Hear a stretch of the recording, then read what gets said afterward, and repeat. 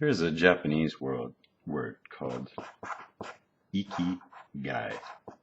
It's used to help us understand our relationship with the world around us and how to choose what we want to do with ourselves.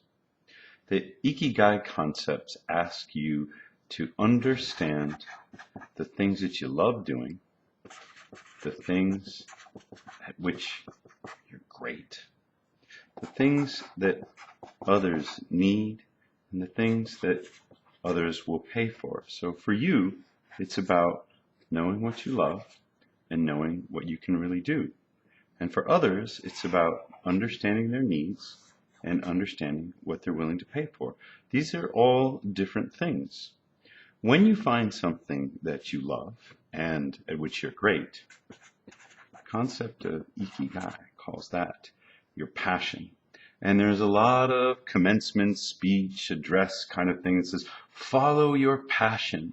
I'm not a big fan of that because passion is all about you. It's all this big self-centered idea that the world should just provide for what you love and what you're great at.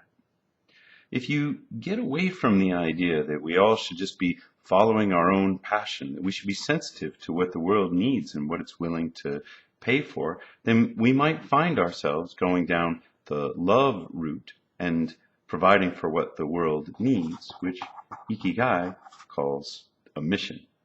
Or we might find ourselves going down what we're really great at and what the world is willing to pay for, which Ikigai calls a profession.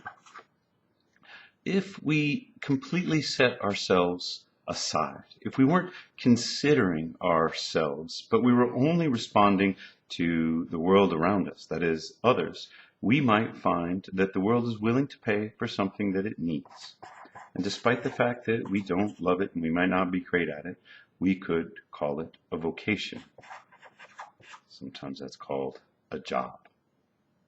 The ideal is to find what you love, what you're great at, that the world needs and is willing to pay for. Find your Ikigai.